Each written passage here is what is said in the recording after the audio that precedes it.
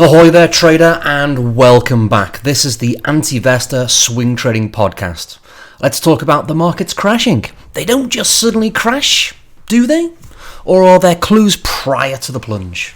One of the single biggest fears in the markets today is for them to crash, which I define as a move in excess of 20% in a 12 to 15 day period.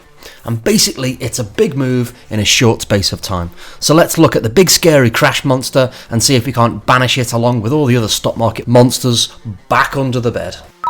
Hi, it's Phil. Welcome to the Anti-Investor Swing Trading Podcast, where we talk about swing trading stocks, stock options, and index futures. My goal is to help the next 1,000 traders become financially independent and retire early from the financial markets by providing the right tools to use, the rules to follow, and the software to assist you so that you don't make the same mistakes that I made.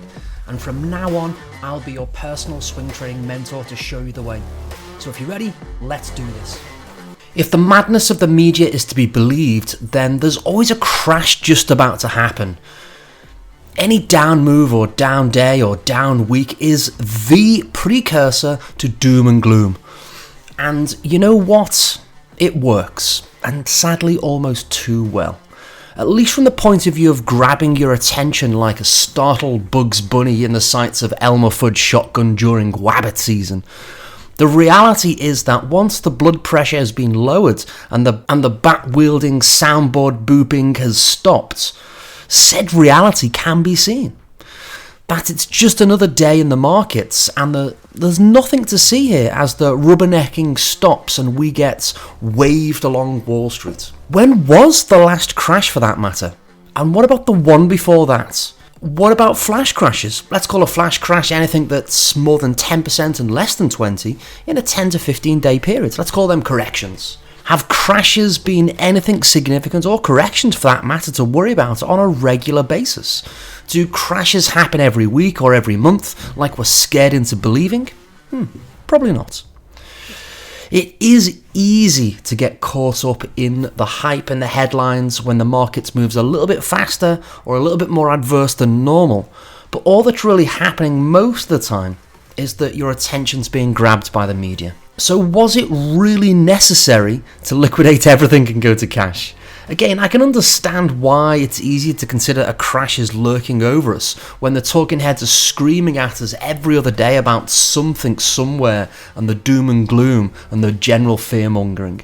So let's consider for a moment that the media is just a representation of the general public, and we all know that the general public is the last to know anything.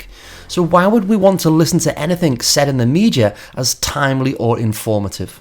Also, their objectives are not to report the facts, and yeah, sure, they may do from time to time, but their objective is to keep your attention focused on them right in time for, and now for this message from our sponsors, the next ad break. That is, after all, how they get paid, by holding your attention by any means necessary right up to the ad break. Now, when we know this, it's easy to simply turn it all off. I did this years ago. And the first thing you'll notice is how quiet it actually is.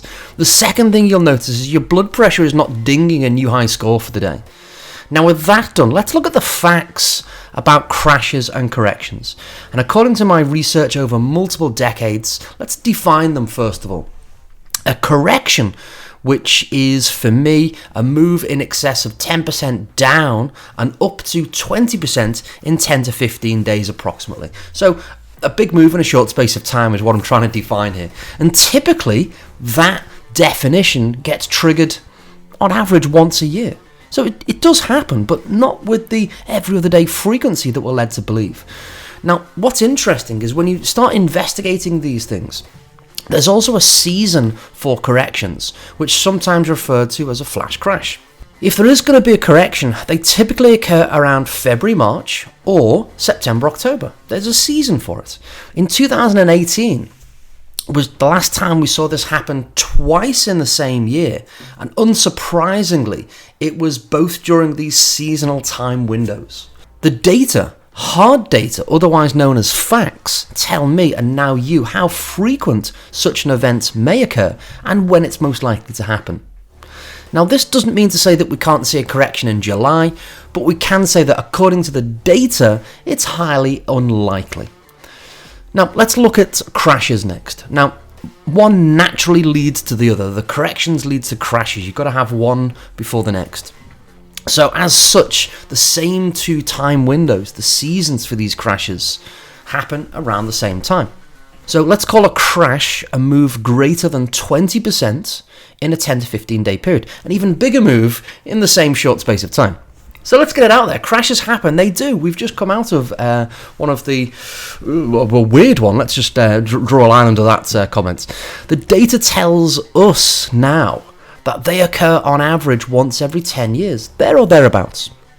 The last crash being March 2020, in the season of 2020. The previous crash was in 2008. And just out of interest, it was September, if you want to make a note of that, in the season. And the one before that was the 2000 tech bubble. Interestingly, also the bubble burst in March. Pretty interesting when you look at the data. Anyway, once again, hard data, facts, tell us both when a crash or a correction may occur and how frequently they could be anticipated. Now, of course, I've got to say, I would be remiss if I didn't say this. We can see anything happen at any time, and past performance is no guarantee of future performance, but history is most definitely telling us that there appears to have seasons and cycles for such weird and scary events. So let's get to the bottom line. Do you really want to keep being scaremongered into thinking a crash is just around the corner? Or do you want to turn the dickheads and talking heads off and focus on reality? The reality that corrections do happen, as do crashes. And they happen on average, corrections that is, around once a year, during the February, March or the September, October season. Crashes happen on average once every decade, around the same seasons. And as such, portfolio planning can be made as necessary at the appropriate moments, and not when the talking heads are going crazy and shouting their loudest. And this is what I teach all my students, so that we never have to worry about what may be lurking around the corner or just under the bed if you're really that scared. Most of the time, with the way that I teach my portfolio management, we actually welcome a crash or welcome a correction with open arms, as we often benefit from such moves. Now, I don't know about you, but that in and of itself is such a relaxing way to trade. And of course, I sleep like a baby at night and never lose a moment's sleep over these ifs, buts, or maybes. Can you say the same thing? That's all for today, folks. If you like what you heard, be sure to follow and listen to the very first 3 episodes where I map out my most profitable money-making strategy. So thank you all for giving me your time and attention and making me a part of your regular routine. Have a wonderful day, and I'll speak to you at the same time next time. Keep in mind that futures, options on futures, stocks and stock option trading involves a degree of risk that may not be suitable for all investors. Past performance is no guarantee of future performance. Anti-Investor provides educational information and does not provide financial advice.